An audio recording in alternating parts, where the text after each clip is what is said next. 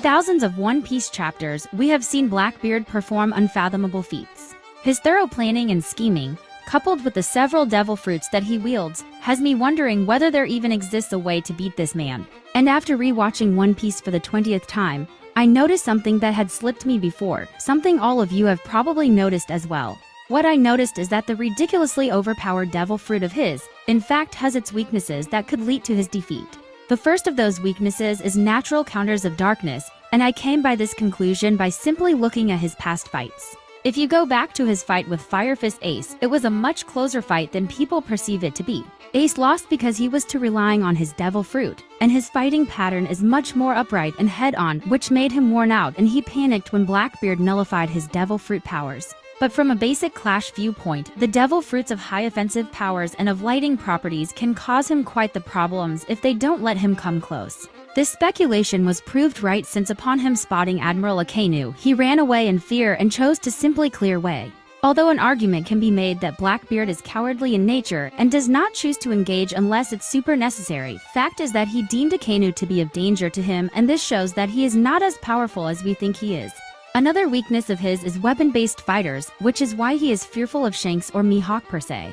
A reason for that is that swordsmen tend to fight with sheer strength, skill, and haki, which are things that Blackbeard's darkness cannot nullify, therefore getting rid of his unfair advantage.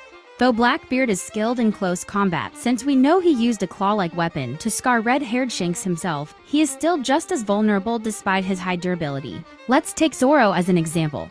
A lot of people will call me crazy for this, but I honestly think he stands a chance, and in the future he might take down Blackbeard. Teach is highly durable, but is he more so than Kaido, the king of beasts? I honestly don't think so, and also if Zoro can scar Kaido, he can definitely defeat Blackbeard. Upon learning how to coat his sword with advanced Conqueror's haki, I see no reason why he wouldn't be able to slash Blackbeard in half. An argument can be made that due to his high ambitions, Teach might be able to use Conquerors as well, but honestly I disagree. We have been told that ambitious people normally can use the color of the Supreme King, which is known as Conqueror's haki, but Blackbeard's ambition however leans more to selfish desires.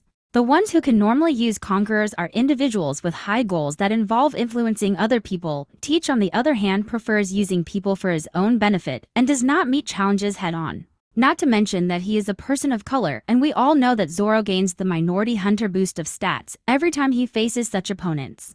It's not a coincidence at this point that all of his opponents have been people of color, and with Trump looking to be back on office, it definitely seems like this year will be Zoro's year. Though it is possible that Blackbeard could keep Zoro in range with his darkness attacks, my man literally took a joint attack from Kaido and Big Mom. That's why I don't see how he would fall to that. Honestly, I think in a 1-against-1, Zoro stands a decent chance against Blackbeard. If you agree, make sure you subscribe and hit that like button.